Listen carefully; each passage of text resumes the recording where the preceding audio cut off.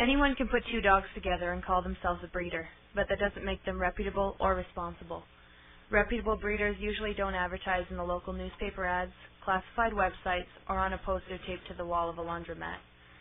These are all places the average person might look. Responsible breeders will not take orders or online payments for puppies over the internet. Most importantly, they will not sell their litters in lots, nor will they sell to pet stores.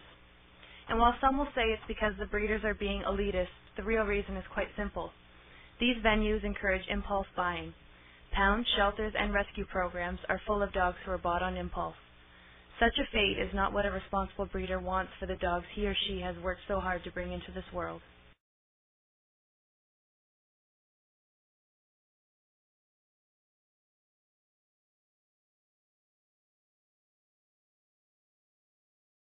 Backyard breeders usually bring two breeding animals together, regardless of their quality. They are not interested in scientific breeding. Their aim is to fulfill a personal need or goal, not to improve the breed and bring excellent quality dogs to the world. Since breed excellence is generally unimportant, the breeding dogs generally will not have been tested for genetic and health problems, nor will they have attained any CKC or AKC titles.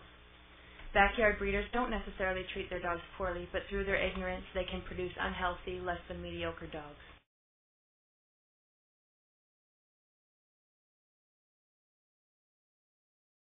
The term puppy mill describes a breeding operation in which dogs are repeatedly bred for financial gain and kept in substandard conditions. Puppy mill dogs are often confined to small cages for their entire lives and commonly suffer from various infections and parasites. A puppy mill cannot meet the needs of a dog and is a form of cruelty. These substandard conditions are a non-scientific approach to breeding, often leads to chronic health and behavior problems in the puppies. These problems can result in high vet bills and emotional stress for the dogs, owners, and possibly you. They sell primarily to retail pet shops, usually via a broker, but occasionally sell directly to individual consumers. Dogs are bred solely for profit, with no concern for their physical health or physiological well-being. Most are disease-ridden and force-bred continuously. Dogs and puppies are usually in disgusting living conditions and are off limits to the public. The breeders who write, "We are not a puppy mill," usually are. I would like to add that there are a few puppy mills out there for bloodhounds. Certain states are worse than others. Like I said, do not forget to Google breeders. Look them up, especially on the complaints board, which is www.complaintsboard.com. There is a breeder who is on there and often written about, who actually inspired the video.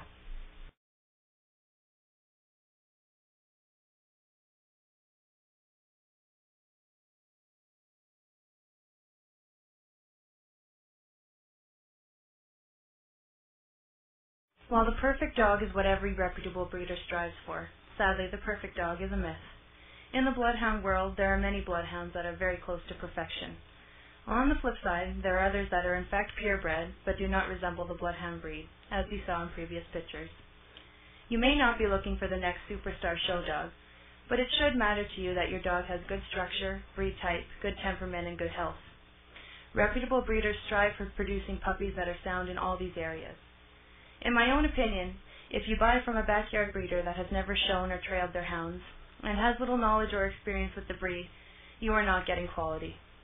Remember, quality is never an accident. It is always the result of high intention, sincere effort, intelligent direction, and skillful execution.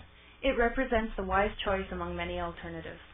Although the puppy advertised on some puppy website may be cheaper, in the end you could be paying the ultimate price of getting a puppy that is not healthy mentally or physically.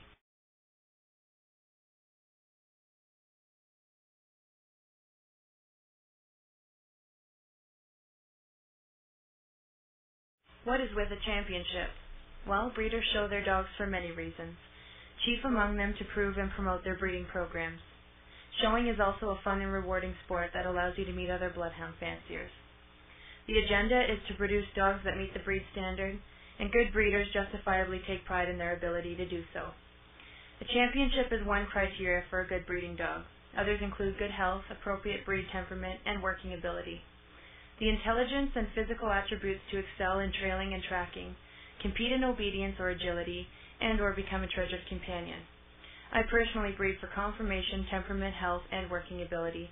After all, the bloodhound standard was designed to be the blueprint for the world's greatest trailing dog. Therefore, the same hound that wins in the ring should also be able to find the missing child.